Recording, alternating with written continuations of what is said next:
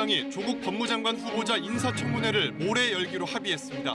후보자 가족은 부르지 않기로 했지만 다른 증인 채택을 놓고 여야가 공방을 벌이고 있습니다. 조 후보자 딸의 허위 경력 논란이 확산되고 있습니다. 동양대 총장은 후보자 딸의 상장에 직인을 찍은 적이 없다고 밝혔고 키스트 인턴 증명서는 후보자 부인의 초등학교 동창이 발급해 준 것으로 드러났습니다. 제주와 수도권 일부 지역에 폭우가 쏟아지면서 비 피해가 잇따랐습니다. 세력을 키우며 서해 쪽으로 북상 중인 태풍 링링은 이번 주말 수도권 인근에 상륙할 것으로 보입니다. 변종 대마를 몰래 들여오다 적발된 CJ그룹 회장의 장남 이선호 씨 자택을 검찰이 압수수색했습니다. 특혜 수사 비판이 일자 뒤늦게 압수수색에 나섰다는 지적이 나옵니다. 삼성전자가 일본 수출 규제 2달 만에 반도체 공정에 국산 고순도 불화수소를 투입했습니다. 불매운동 여파로 지난달 일본 여행객은 급감한 것으로 집계됐습니다.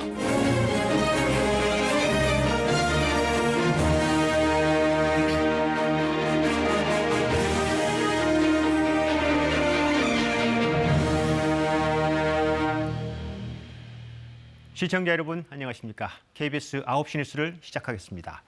우여곡절 끝에 조국 청문회가 열립니다. 조국 법무장관 후보자에 대한 국회 인사청문회가 모레 6일 하루 일정으로 열립니다. 3주에 걸쳐서 팽팽한 기싸움을 벌여왔던 여야가 전격 합의를 했습니다. 후보자의 가족은 증인으로 부르지 않기로 했습니다. 첫 소식은 최창봉 기자입니다. 인사청문 요청서가 국회로 넘어온 지 3주 만에 여야가 모레 6일 하루 인사청문회를 열기로 했습니다. 국민의 입장에서 바람직하다고 판단을 한다면 그래도 내일 하루는 준비를 해서 쟁점이 됐던 가족 증인은 부르지 않기로 했습니다. 조국 후보자만을 대상으로 해서 청문회를 진행한다고 하더라도 상당히 이 부적격한 후보의 실체를 당장 모레 청문회여서 증인 없는 청문회가 될 전망인데 한국당은 감수하기로 했습니다. 바른미래당은 강력하게 반발했습니다. 증인 없는 조국 지키기 쇼에 들러리 서지 않겠다는 겁니다. 도대체 지난 25일간 청문회 일정과 증인 채택 문제를 놓고 왜 그토록 실갱이를 벌인 것입니까? 하지만 합의는 법사위에서 또다시 막혔습니다. 역시 증인 채택 문제 때문인데 내일 최종 결론 내기로 했습니다. 청문회 하자고 했으면 오늘 청문기획서를 채택을 하고 협의는 오늘도 하고 내일도 하고 그래야 되는 거 아니에요, 증인은? 내일 보자고 하고 왔어. 그러니까 이게 참 황당한 게 지금 오늘 저녁에 협의가 돼야 될 거 아닙니까? 청문회 개최 소식에 조 후보자는 다행이라고 했고 늦었지만 이제라도 국회 청문회가 열려서 다행입니다. 진솔하게 답변 드리겠습니다. 청와대는 제기된 의혹을 말끔히 해명할 것으로 기대한다고 밝혔습니다. KBS 뉴스 최창봉입니다. 네, 되짚어보면 어제까지만 해도 청문회는 물 건너 간 거 아니냐 이런 기류가 짙었죠. 상황이 급변했습니다. 국회 연결하겠습니다. 네, 이세영 기자, 증인 문제가 아직 남아있긴 합니다. 그래서 합의는 했어도 합의가 끝난 것 같지 않은 내일까지 가봐야 알 것 같네요. 그렇습니다. 한국당이 12명으로 줄여 내민 증인을 놓고 합의가 안 되고 있습니다. 지금 증인 논의를 해도 출석을 강제할 방법은 없으니 어찌 보면 마지막 기싸움 같습니다. 내일도 종일 논의는 이어질 걸로 보입니다. 네, 현재 한국당 내부에서 반발이 상당한 거죠. 왜 이 청문회를 합의를 해줬냐 이런 반발인 거죠. 네, 원내 지도부의 전략이 뭐냐 이런 비판은 합의 전에도 있었습니다만 사실상 증인 없는 청문회 합의가 나오자 공개 반발이 터져 나왔습니다. 이 맹탕에 맹탕을 더한 허망한 청문회다. 이미 물 건너간 청문회로 왜 판을 깔아주려고 하느냐. 이 여당 이중대나 다름없는 합의라는 얘기가 당 내부에서 나왔습니다. 네, 합의를 해준 건 나경원 원내대표 아니겠습니까? 그럼 이 나경원 원내대표는 왜 합의를 해줬을까요? 이 나경원 원내대표 스스로 통 큰 양보라고 강조했는데요. 이 여러 의혹이 이미 나왔고 검찰 수사도 진행 중이라 증인이 없어도 후보자 실체가 드러날 것이라고 했습니다. 여기까지는 공개적인 설명이고요. 이 배경을 알아봤더니 오전에 있었던 중진들과의 회의에서 중진들 전원이 청문회를 해야 한다고 했다고 합니다. 이 청문회를 무산시키려는 여당에 말리면 안 된다는 얘기가 나왔다고 합니다. 네, 앞서 청문회를 무산시키려는 여당의 전략이라고 언급했는데 글쎄요, 사실 여당으로서는 청문회를 치르면 절차적으로 더 유리해지지 않나요? 청와대와 민주당으로서는 청문회까지 치르면 절차를 다 거친다는 명분을 얻게 됩니다. 이 국회에 도리를 못했다는 부담도 덜게 되고요. 그제 기자간담회 이후에 조 후보자 의혹이 일정 부분 회소돼 청문회까지 지켜보면 여론이 긍정으로 돌아설 거라 기대하고 있습니다. 다만 검찰 수사라는 변수는 예민하게 지켜보고 있습니다. 네, 한 가지만 더 묻죠. 지금 한국당 내부에서 이 합의에 대해서 반발이 있고 또 가족을 증인으로 부르진 않기로 했지만 증인 문제가 남아있고 혹시 다시 이게 번복돼서 지난번처럼 청문회가 무산될 그럴 가능성도 있습니까? 그동안 여야가 합의했던 사안도 이제 크고 작은 변수로 번복된 적 있었던 거 기억하실 겁니다. 이번에도 워낙 예민한 사안인 만큼 상황은 조금 더 지켜봐야 할 것 같습니다. 네, 알겠습니다. 국회 이세영 기자였습니다.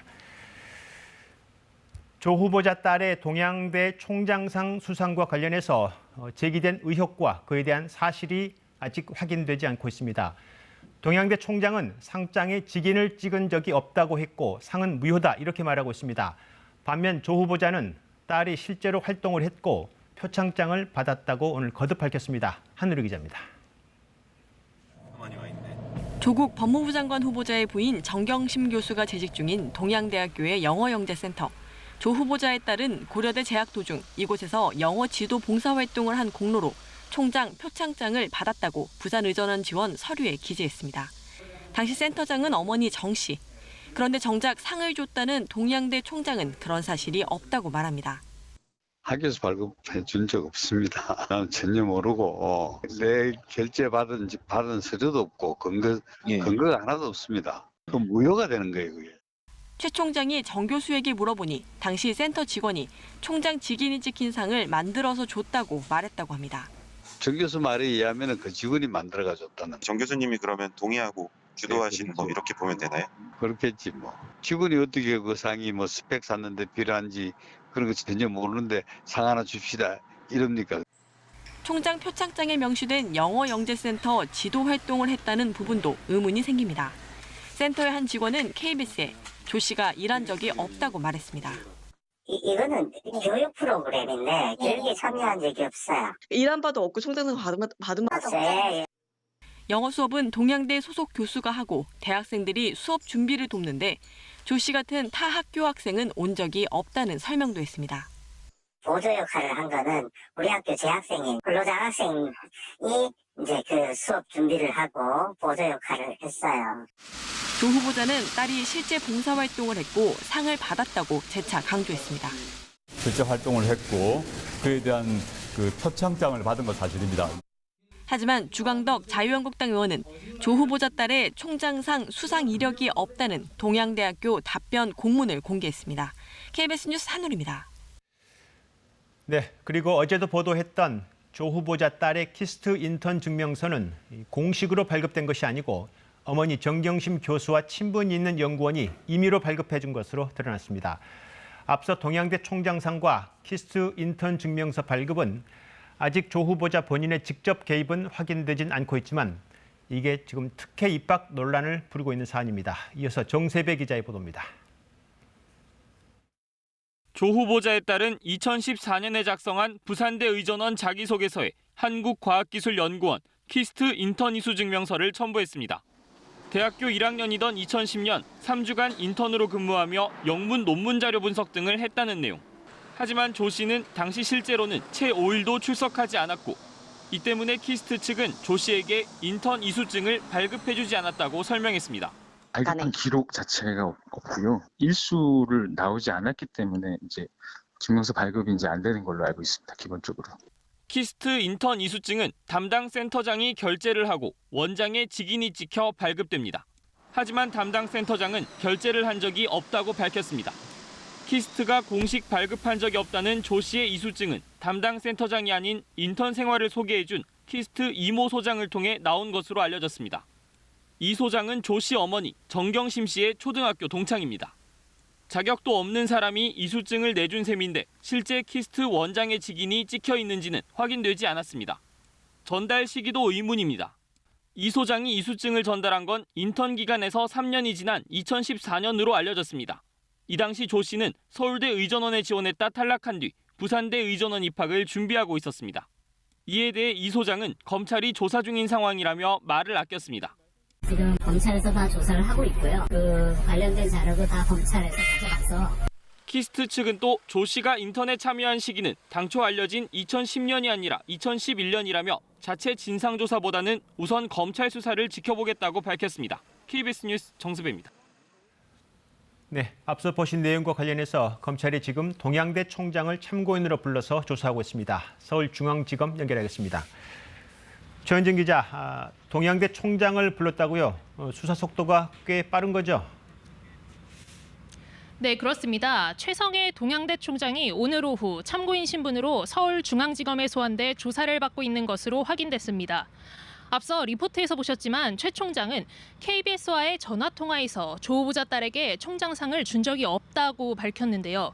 검찰은 최 총장을 상대로 조 후보자 딸이 실제로 학교 영어영재센터에서 봉사활동을 했는지, 또 총장 직인이 찍힌 표창장이 어떻게 만들어진 것인지 등을 묻고 있을 것으로 보입니다. 검찰은 키스트 인턴 이수증도 정상적인 절차가 아닌 것으로 판단하고 있는데요. 이미 지난주 정경심 교수의 초등학교 동창인 키스트 이모 소장을 소환 조사했습니다. 검찰은 이 소장을 상대로 이수증을 정 교수에게 준 경위 등을 집중 추궁하고 있는 것으로 알려졌습니다.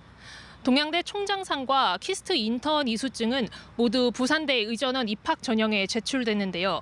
검찰은 이에 대해 사문서 위조죄와 업무방해죄 적용이 가능하다고 보고 있는 것으로 전해졌습니다. 네, 또 다른 의혹의 한 축은 이 사모펀드 투자와 관련된 것 아니겠습니까? 오늘 업체 대표를 불러서 조사하고 있다고요? 네, 검찰은 조 후보자 가족 펀드로 알려진 코링크 P에 투자를 받은 웰스 CNT라는 업체 대표를 불러 지금까지 조사 중입니다. 업체 대표 최 씨는 오늘 오전 10시쯤 검찰에 출석했습니다. 검찰은 최 씨에게 사모펀드에서 투자받게 된 경위와 광급공사를 어떻게 수주하게 됐는지 등을 묻고 있는 것으로 알려졌습니다. 검찰은 수사의 주체인 특수 2부 외에 특수 3부와 대검 반부패부에 이어 방위사업수사부 일부 검사까지 투입해 수사를 진행 중입니다. 이번 주부터 본격적으로 펀드와 웅동학원 등 관계자 조사가 이뤄지고 있는데요. 관계자 소환이 어느 정도 끝나면 조 후보자 가족에 대한 직접 조사에 들어갈 것으로 보입니다. 네, 검찰 수사 최은정 기자를 통해서 알아봤습니다. 네, 현재 조 후보자에 대한 여론의 향배는 검찰 수사가 키를 쥐고 있습니다. 초반엔 정치권과 언론의 의혹 제기가 중심이었지만 지금은 검찰 수사입니다. 잠시 보겠습니다. 지난주 월요일 여야가 조국 청문회에 합의했는데 검찰이 바로 그 다음 날 전방위 압수수색을 했습니다. 곧바로 이 검찰 수사에 대해서 청와대를 포함해서 격렬한 논쟁이 촉발됐죠. 그리고 그제 조 후보자의 간담회로 여론의 흐름이 변화가 있는가 싶더니 어제 검찰이 조 후보자의 부인 측을 압수수색했습니다. 또다시 정치권과 여론이 출렁였습니다. 그런데 여기서 이런 흐름이 여기서 끝나지 않을 것 같습니다. 국회 패스트트랙 폭력 사태와 관련해서 검찰이 정치권을 향해서 강제 수사에 착수할 태세입니다. 김준범 기자가 분석했습니다. 당초 여야가 합의한 이틀 청문회, 한국당 입장에선 성과였습니다. 그러나 첫 압수수색 직후 전국이 출렁였습니다. 후보가 스스로 사퇴하기를 바라는 압력이라고 생각이 듭니다. 맞불 간담회를 열어 여야가 여론전에 나섰던 이번 주. 민주당은 반전의 계기로 평가했는데 민주당은 적지 않은 의혹들이 해소되었다고 판단하고 곧바로 이어진 조 후보자 부인 사무실 압수수색이 또 흐름을 바꿨습니다. 최소한 후보자의 부인이 이걸 몰랐을까요? 조국 패밀리가 이것을 몰랐을까요? 이러다 보니 6일에 열릴 청문회 향배도 검찰 손에 달렸다는 말이 나옵니다. 현재로선 한국당에 유리하게 보이는데 저희가 고발한 사항을 기초로 해서 여러 가지 수사가 진행된 부분도 있다고 생각을 합니다. 마냥 안심할 순 없는 상황입니다. 곧 다가올 또 다른 수사 때문입니다. 서울남부지검은 최근 공공형사부 인력을 2배로 늘리고 패스트트랙 수사를 준비 중인 상황. 경찰에서 사건을 송치받아 본격 수사에 들어갈 것으로 보이는데 여야를 가리지 않고 대대적인 강제 수사가 예상됩니다. 지휘법권을 누리고 있는 자유한국당 의원에 대한 수사도 더 이상 미뤄서는 안 됩니다. 그래서 정치권에선 가을 정국은 검찰의 시간이 될 거란 말이 나옵니다. 일부에선 검찰 공화국이냐는 비판도 나오는데 패스트트랙부터 조국 논란까지 사건을 검찰로 끌고 간 건 고소 고발장을 남발한 정치권 스스로입니다. KBS 뉴스 김준범입니다. 가을 장마가 계속되고 있습니다. 제주엔 오전 한때 시간당 100mm 넘는 장대비가 쏟아졌습니다. 농경지와 도로 침수, 고립 등의 피해가 잇따랐습니다. 안서연 기자입니다. 앞을 가눌 수 없을 정도로 장대비가 퍼붓습니다. 집 앞 대문에서부터 시커먼 흙탕물이 쏟아져 나와 하천을 연상케 합니다. 깊이가 무릎 높이까지 물이 흐르고 있기 때문에 어르신이 82세 어르신이 혼자 살고 계시거든요. 그러니까는 이렇게 물이 찰 때는 밖으로 나오실 일이 있어도 나오지 못하고 쉴 새 없이 내린 비에 저류지엔 물이 범람했고 옆 마을 안길로 넘쳐 흐릅니다. 흘러넘친 빗물에 밭들도 성인 발목 높이까지 잠겼습니다. 범람을 해서 주변 밭들이 전부 침수되고 저희 비닐하우스에도 한 50cm 정도 높이로 침수돼가지고 비닐하우스가 아주 농작물 아주 전부 다 폐작. 서귀포시 남원읍엔 오전 한때 시간당 최고 118.5mm의 장대비가 쏟아졌습니다. 도로에 불어난 물로 출근길 차량 석 대가 고립돼 운전자 등 5명이 구조되며 이 일대 도로가 통제되기도 했습니다. 낙내로 서귀포시 월평동 등 3곳에서 전봇대 전력 계량기와 주택 배전반이 타는 피해도 났습니다. 이번 비는 한라산이라는 지형적 요인이 더해지며 제주 남부에는 최대 200mm 이상, 동부에는 150mm 이상의 강수량을 기록했습니다. 이런 가운데 제13호 태풍 링링이 오는 7일 새벽쯤 서귀포시 서쪽 해상을 지나며 제주에 가장 근접할 것으로 예보됐습니다.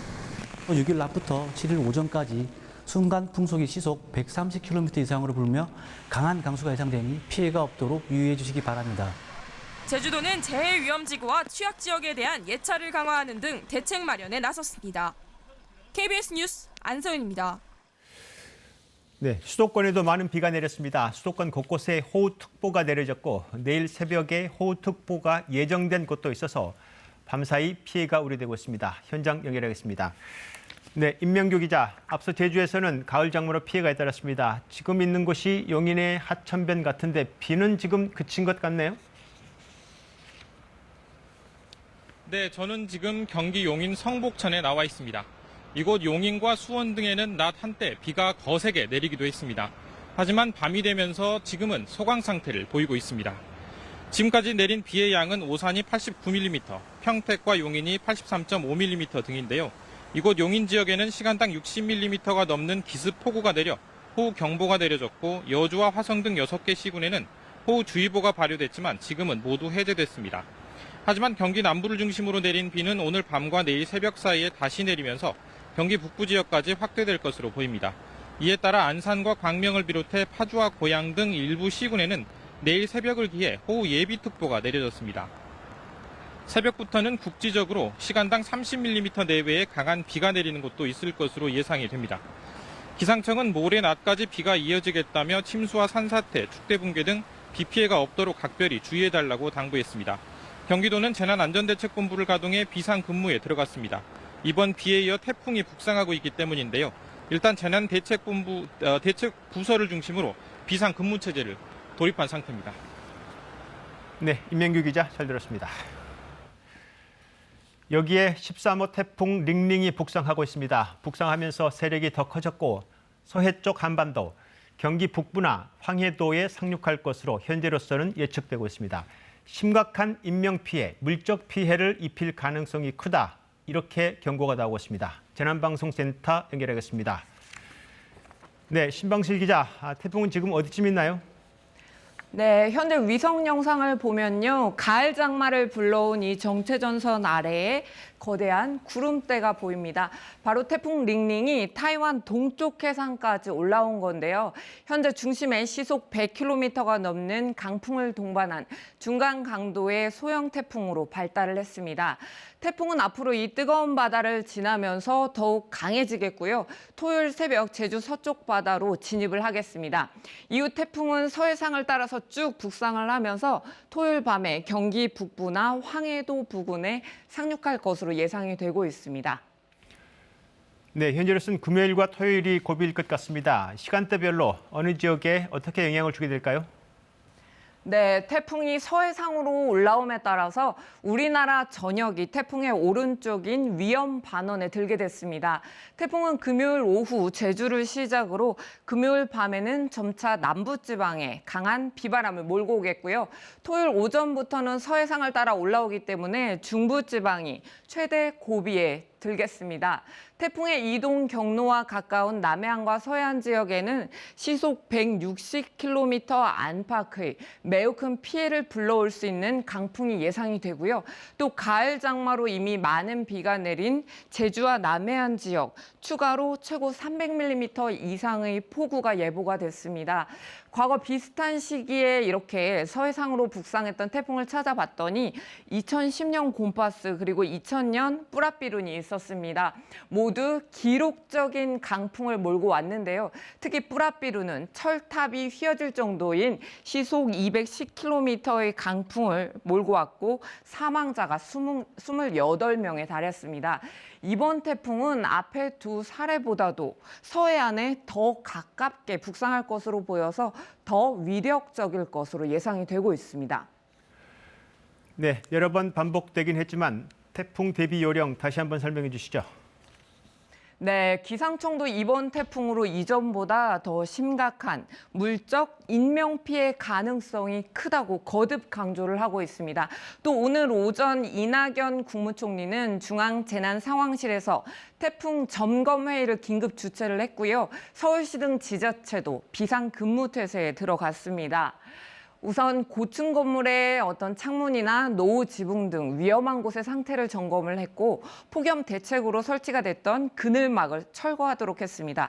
시청자 여러분도 태풍 북상과 함께 외출을 자제하고 지붕이나 간판 등을 미리 단단하게 묶으셔야겠습니다. 또 창문은 창틀에 테이프 등을 붙여서 고정하는 등 대비를 서두르셔야겠습니다. 지금까지 재난방송센터에서 전해드렸습니다. 미얀마를 국빈 방문 중인 문재인 대통령이 오늘 미얀마 옛수도 양곤에서 아웅산 테러 사건 희생자를 기리는 대한민국 순국사절 추모비를 참배하고 헌화했습니다. 추모비는 1983년 북한 공작원들의 폭탄 테러로 숨진 순방 외교사절 17명을 기리기 위해 2014년 테러 현장 인근에 세워졌습니다. 오늘 추모비 참배는 현직 대통령으로서 처음으로 국가유공자에 대한 예우 차원이라고 청와대는 설명했습니다. 검찰이 대마 밀반입 혐의 등으로 수사를 받고 있는 CJ그룹 회장의 장남 이선호 씨의 자택을 압수수색했습니다. 불구속 상태에서 진행된 수사도 특혜 논란이 있는데 조사를 마치고 압수수색을 한 것도 이례적입니다. 이진현 기자입니다. 검찰이 오늘 오전 CJ그룹 이재은 회장의 장남인 이선호 씨의 서울 장충동 자택에 수사관을 보내 압수수색을 벌였습니다.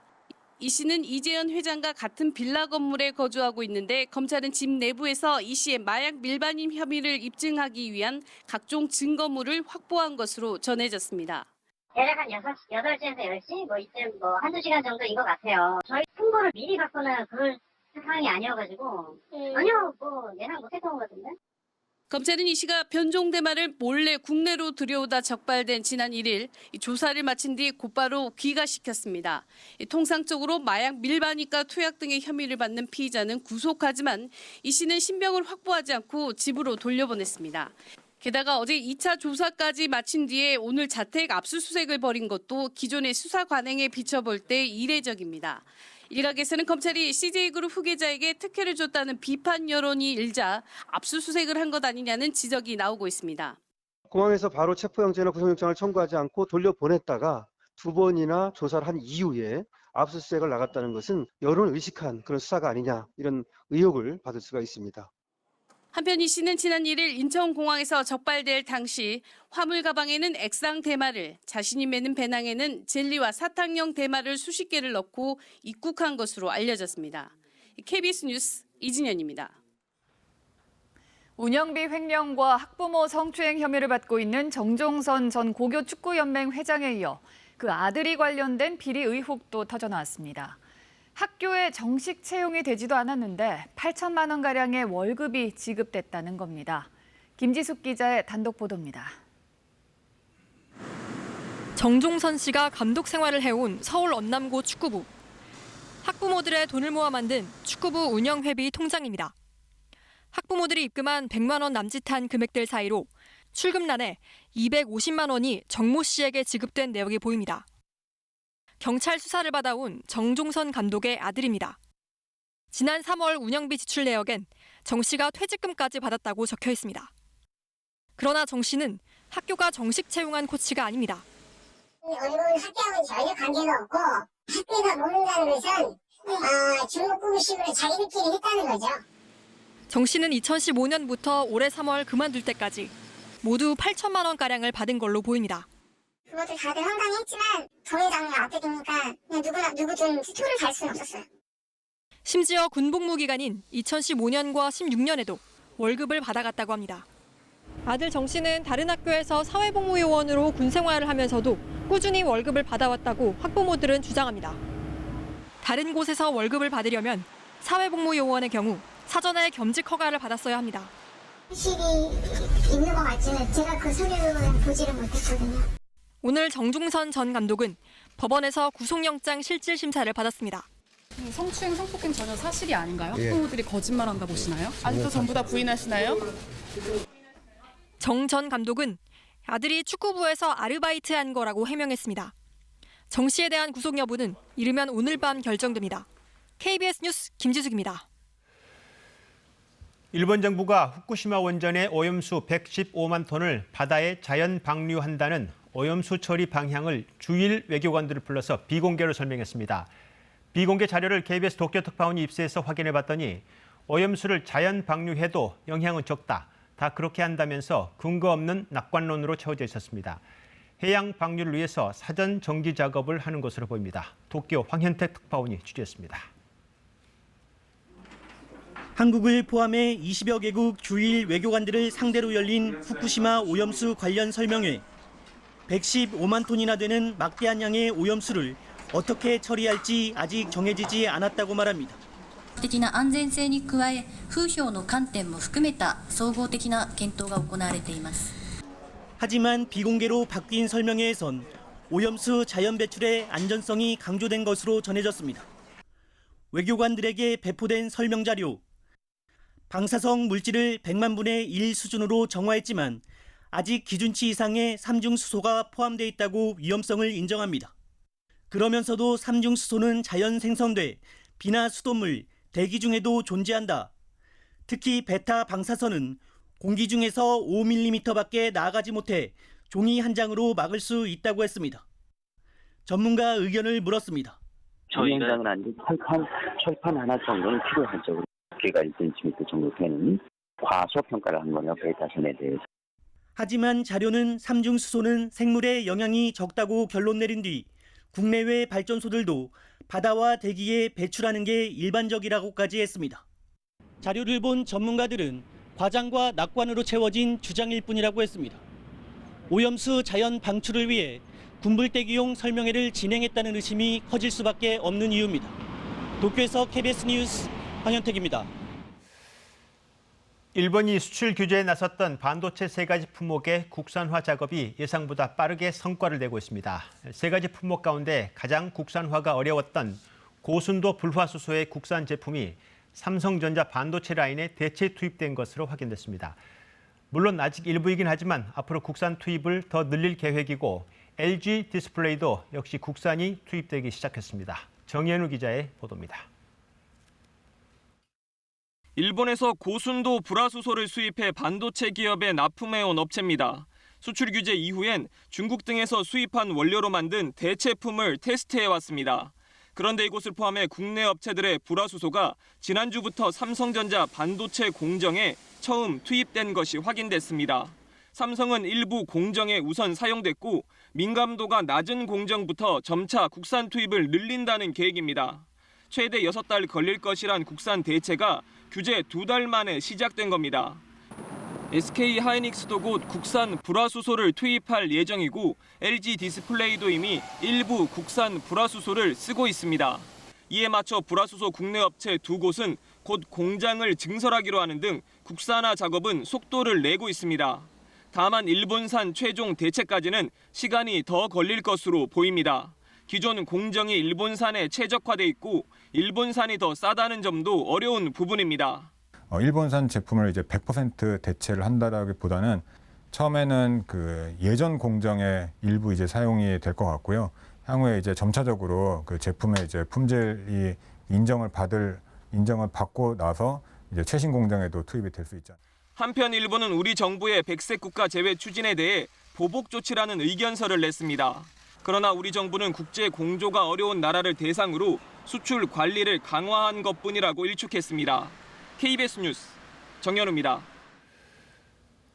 그리고 일본으로 가는 여객기의 한국 승객이 최대 33% 줄었고 선박은 70%까지 감소한 것으로 집계됐습니다. 반면 베트남, 태국으로 가는 관광객은 늘고 있습니다. 이슬기 기자의 보도입니다. 일본이 한국 반도체 소재에 대한 수출 규제를 발표한 7월 첫째 주. 이때만 해도 김포와 인천공항을 통해 일본을 찾은 승객은 13만 8천여 명으로 1년 전보다 1만 명 이상 많았습니다. 이후 불매 운동이 격화되자 승객 수 차이는 점차 좁혀졌고 넷째 주에는 역전됐습니다. 차이는 계속 벌어져 지난주의 경우 지난해 같은 기간보다 승객이 33%까지 감소한 것으로 나타났습니다. 가면은 뭔가 즐거움보다는 여행 내내 그냥 찝찝함이나 씁쓸함이 남을 것 같아서 이건 안 가는 게 맞겠다라고 판단하게 됐습니다. 직격탄을 맞은 건 일본 지방 소도시입니다. 오이타와 사가 등은 방문객이 지난해의 절반에도 못 미쳤는데 특히 나가사키의 경우 에어서울이 운휴에 들어가면서 지난달 인천발 승객이 한 명도 없었던 걸로 파악됐습니다. 백길 승객은 더 많이 줄었습니다. 부산에서 대마도와 후쿠오카, 시모노세키 등을 오간 승객은 8월 기준 지난해보다 70% 가까이 급감했습니다. 한국인 여행객이 대부분인 대마도 노선은 지난달 18일부터 여객선 운항을 멈췄습니다. 일본 쪽만 하는 여행사들은 특히 더 힘들 거고 중국이나 이제 대만, 그다음에 동남아 지역 같은 글로벌적으로 이제 많이 운항하고. 실제로 일본의 대체 여행지인 필리핀과 베트남, 태국을 찾은 여행객은 지난달 10에서 30%까지 증가했습니다. KBS 뉴스 이슬기입니다. 내년 도쿄올림픽에서 전범의 상징인 우길기를 허용하겠다고 한 것과 관련해서 우리 정부가 국제올림픽위원회 IOC에 우길기 사용 금지를 요구하는 서한을 보내기로 했습니다. 그런데 호주에선 이런 일이 있었습니다. 호주 전역에 매장이 있는 대형마트에서 우길기 모양의 티셔츠를 팔다가 판매를 전면 중단하기로 했습니다. 호주에 살던 우리 교민 한 분의 노력 덕분이었습니다. 이 교민이 호주 정부와 언론, 대형마트를 향해서 일본의 우길기는 나치의 문양인 하켄크로이츠와 같은 의미라면서 문제를 제기해서 받아들여진 겁니다. 송영석 기자가 전해드리겠습니다. 사흘 전 호주의 대형 할인점에서 촬영된 사진입니다. 우길기 문양이 그려진 티셔츠들이 판매대에 놓였습니다. 이를 본 교민 양재현 씨는 망설임 없이 점원에게 판매 중단을 요구했습니다. 만약에 이 문양이 나치 문양이었으면은 직원이 어떻게 했느냐고 했더니 직원이 당연히 기분이 안 좋다고 얘기를 했었어요. 그래서 그런 느낌하고 똑같은 느낌을 내가 가지고 지금 당신한테 얘기를 하는 것이다. 현지 정부기관과 언론에까지 문제를 제기한 양 씨는 이틀 만에 할인점 본사로부터 연락을 받았습니다. 본사 측은 전 세계 도시를 상징하는 티셔츠 시리즈 중 하나일 뿐 고객의 마음을 상하게 할 의도는 없었다며 호주 전역 182개 매장에서 판매를 중단하겠다고 약속했습니다. 그러면서 앞으로도 우길기 이미지를 사용하지 않겠다고 다짐까지 했습니다. 이 반팔 티셔츠였거든요. 그러면 이제 누군가는 이제 입고 다닐 거 아닙니까? 그게 너무 가슴 아팠어요. 양 씨의 SNS엔 자랑스럽다는 감사 인사가 쇄도했습니다. 같은 군국주의의 상징이지만 세계인들이 강한 거부감을 갖는 나치 문양과 달리 우길기는 공공연히 쓰이는 상황. 일본은 미군과의 합동훈련에도 대놓고 우길기를 내걸고 있습니다. 또 산케이 신문은 오늘 한국 정부의 거듭된 우려 표명에도 아랑곳 없이 일본이 내년 도쿄올림픽에서도 우길기 사용을 허용하기로 했다고 보도했습니다. KBS 뉴스 송영석입니다. 지난 2016년 중국 닝보에서 있었던 북한 식당 종업원 집단 탈북은 기획 탈북이라는 의혹이 제기돼 왔죠. 외국 법률가들로 구성된 국제진상조사단이 강제 납치라는 입장을 내놨습니다. 윤보미 기자입니다. 국제진상조사단 변호사들이 젊은 여성 7명을 조사하고 있습니다. 지난 2016년 4월 중국 닝보의 북한 식당에서 일어난 집단 탈북 사건 당시 북한으로 되돌아간 종업원들입니다. 국제민주변호사협회와 아시아태평양 법률가 연맹으로 구성된 조사단은 지난달 31일 평양을 방문해 북한으로 돌아간 종업원 7명을 개별 면담했습니다. 그 결과 집단 탈북은 강제 납치로 형사범죄에 해당한다는 입장을 내놨습니다. 이들은 한국에 온 12명이 한국으로 간다는 사실을 몰랐다고 진술한 것으로 전해졌습니다. 말레이시아에서 새로 개업하는 식당으로 이동해야 한다는 식당 지배인의 말을 듣고 따라 나섰다는 겁니다. 자신들은 지배인과 국정원 직원이 전화통화하는 말을 엿듣고 도주했다고 말한 것으로 전해졌습니다. 진상조사단은 본인의 의지에 반하여 강제 이송된 경우 범죄로 간주할 수 있다고 밝혔습니다. 또 가족과 분리시키는 것은 반인륜적이고 인권을 심각하게 침해하는 것이라고 주장했습니다. 3년 4개월 동안 자녀를 보지 못한 북한의 부모들은 고통과 분노에 가득 차 있다고 전했습니다. 조사단은 한국에서도 탈북한 종업원들과의 면담을 시도했지만 당국으로부터 허가를 받지 못했다고 밝혔습니다. 진상조사단은 이달 말에 최종 보고서를 작성해 유엔 인권이사회에 보고할 예정입니다. 국가인권위원회는 지난해 7월부터 1년여간 기획 탈북 의혹을 직권조사했지만 아직 조사 결과를 발표하지 않고 있습니다. KBS 뉴스 윤봄입니다. 교육부가 성면 없는 학교 사업을 진행 중입니다. 하지만 성면 제거 공사를 한 일부 학교에서도 여전히 성면 잔재물이 종종 발견되고 있습니다. 날림 공사 때문이라는데 곽선정 기자가 성면 제거 작업의 실태를 취재했습니다. 한 학교의 성면 해체 공사 현장을 찍은 영상입니다. 뭔가 깨부수는 소리와 함께 교실 천정에 있던 성면 텍스가 우수수 떨어져 내립니다. 성면 가루가 날리지 않도록 천장재 원형을 유지하며 조심스럽게 제거해야 한다는 교육부 공사 지침을 무시하고 있습니다. 작업 중 발생하는 초미세먼지가 외부로 새나가지 않도록 음압기를 작동시켜 빨아들여야 하지만 아예 꺼둔 채 덩그러니 방치해놨습니다. 음압이 유지되지 않기 때문에 성면 가루가 외부로 확산될 수 있다는 얘기입니다. 이런 작업 현장이 한두 군데가 아니라고 공사 관계자들은 말합니다. 확실하게 하죠. 원칙 수행하면 작업 꼭 안 나가는 거예요. 방학 기간에만 시간에 쫓겨가며 작업을 하다 보니 안전 규정을 일일이 지킬 수 없다는 겁니다. 정부 표준 품셈에는 작업자 1인당 성면 텍스 해체 작업량을 하루 8.33제곱미터로 제한하고 있습니다. 그러나 실제로 일선교육청에서 발주하는 작업량은 기준치의 10배를 훌쩍 넘고 있습니다. 1인당 100에서 200씩 학교 설계를 해요. 발주처에서. 그것도 늦다고 빨리 막 체감합니다. 안전한 학교를 만들겠다며 추진하는 학교 성면 제거 사업이 오히려 학생들의 건강을 위협하고 있습니다. KBS 뉴스 곽선정입니다. 이렇게 무리하게 진행되는 교실 성면 제거 작업 현장을 보면서도 공사 감리업체들은 뭘 하고 있는 걸까요? 부실 공사에 부실 감리까지 KBS가 학교 성면 해체 제거 공사장의 감리 보고서들을 입수해 분석했습니다. 이어서 김호 기자입니다. 성면 제거 공사가 완료된 한 학교의 감리 보고서 첨부 사진입니다. 음압기 배출구와 동떨어진 곳에서 먼지 농도 측정을 하거나 배출 호스를 무더기로 합쳐놓고 엉터리로 측정을 했습니다. 음압 기록 장치는 형식적으로 하는 것이고 어디로 실적으로 현장이나 이런 데 보면 그걸 다 세팅해갖고 다녀. 음압 기록 장치를 마이너스 0.508 유지되게끔. KBS가 한국성면건축물 안전관리협회와 함께 최근 2년간 성면 제거 공사를 한 전국 670개 학교의 감리 보고서를 분석해봤습니다. 전체의 3분의 2 수준인 434개 학교에서 560여 건의 문제점들이 확인됐습니다. 음압기 투입 대수가 너무 적어 공사장 음압 유지가 안 되는 곳이 237건으로 가장 많았습니다. 매일 측정해야 하는 작업장 비산먼지와 농도 측정을 빠뜨린 경우도 104건에 달했습니다. 감리가 책임지고 현장을 관리 감독해야 되는데 실질적으로 제출되는 감리 보고서만 보더라도 제대로 보고서 자체가 문제인 게 너무 허다하다 보니까 방학 기간 10여 군데 작업장을 한꺼번에 측정해 측정값이 부실한 것으로 추정되는 사례도 다수 포착됐습니다. 작업 시간을 충분히 주고 관리를 잘 하면서 성면 제거를 했을 때 피해가 없지 너무 빨리빨리 하는 거는 좀 문제가 있다고 생각을 합니다. 성면 제거 공사 대상 학교는 전국에 2만 900여 개, 이 가운데 약 1만 200여 개 학교가 지난해 말까지 공사를 마쳤다고 교육부는 밝혔습니다. KBS 뉴스 김호입니다.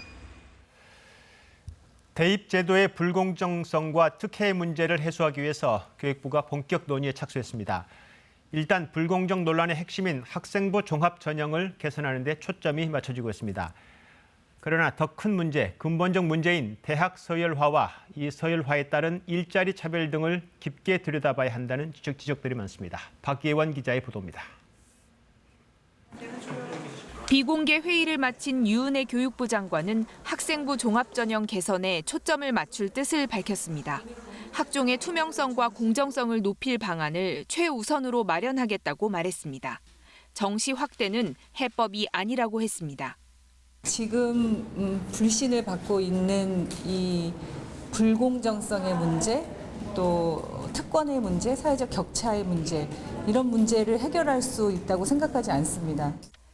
교육 시민단체들도 정시 확대는 과거로 퇴행하는 것이라며 거듭 경계했습니다. 진짜 문제는 자식을 좋은 대학에 보내겠다는 욕망이고 그 뒤엔 대학 서열화, 즉 줄 세우기가 있다고 지적합니다. 대입 경쟁의 싸움은 일자리 진입 경쟁의 전초전, 그러니까 채용 경쟁에 유리한 고지를 확보하기 위해서 학교 간판을 획득하기 위한 경쟁이었습니다. 입시 제도만 손본다고 해서 과열 경쟁이나 특권 대물림, 사교육 의존 같은 문제를 해결할 수 없다는 우려가 큽니다.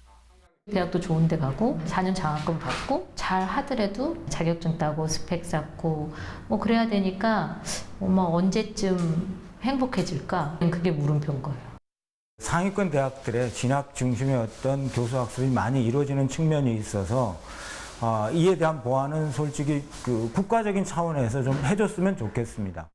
대학 서열화 해소를 위한 국립대 통합 방안은 현 정부의 대선 공약이었지만 아직 논의조차 되지 않았습니다. 출신학교 차별금지법은 국회 상임위 문턱을 넘지 못하고 있습니다. KBS 뉴스 박예원입니다. 홍콩 시위를 촉발시켰던 송환법을 철회하겠다고 홍콩 행정장관이 공식 선언했습니다. 홍콩 시위 거의 석 달 만입니다. 그러나 시위대는 이미 늦었다, 이런 반응이라고 합니다. 홍콩 연결하겠습니다. 네, 박민수 특파원, 송환법 철회가 선언됐는데 시위대는 이걸로는 안 된다, 이런 분위기인 것 같습니다. 네, 그렇습니다. 홍콩 시민들의 전반적인 반응은 시큰둥한 분위기입니다.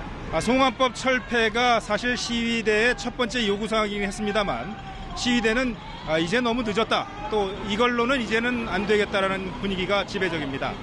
지금 제 뒤로 보이는 저 꽃들, 지하철역에 있는 저 꽃들이 시위 과정에서 실종되거나 다친 사람을 기리기 위한 공간인데요. 시위가 무려 3달여 동안 장기화되다 보니까 지금 홍콩의 시민과 학생들 1,100여 명이 경찰에 체포돼 있을 정도입니다. 시위가 격렬해지면서 심각한 부상을 당하는 사람들도 속출하고 있습니다. 시위대는 체포된 이들을 당장 석방하고 경찰의 강경 진압에 대한 독립적인 조사가 이루어져야 한다고 지금 주장을 하고 있는데요. 행정장관 직선제 요구는 차치하고라도 오늘 캐리람 장관의 영상 발표에는 경찰의 강경 진압에 대한 명시적인 언급이 없어서 지금 시위대의 분노는 별로 누그러진 분위기가 아닙니다. 네, 그렇다면 이 송환법 반대 시위는 이 법이 철회돼도 계속 이어질 가능성이 있다는 건데 이 시위의 종착역은 도대체 어디일까요?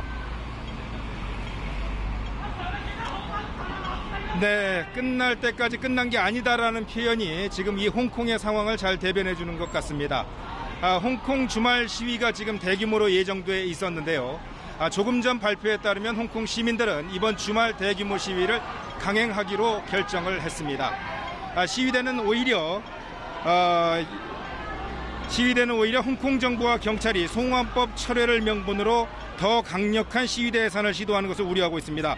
궁극적으로 계엄 수준의 비상 대권을 발동하기 위한 명분 쌓기 아니냐는 의심도 하고 있습니다. 실제로 캐리람 장관은 영상 메시지에서 시민들과 직접 소통에 나서겠다면서도 폭력 행위에 대해서는 강력한 비판과 함께 엄격하게 법을 적용하겠다는 점을 분명히 했습니다. 시위의 단초가 됐던 송환법이 철회된 것은 분명 홍콩 사태의 중요한 분기점입니다만 이 길어진 시위의 상처를 다 치유하기에는 충분해 보이지는 않는 상황입니다. 네, 홍콩 강민수 특파원 잘 들었습니다.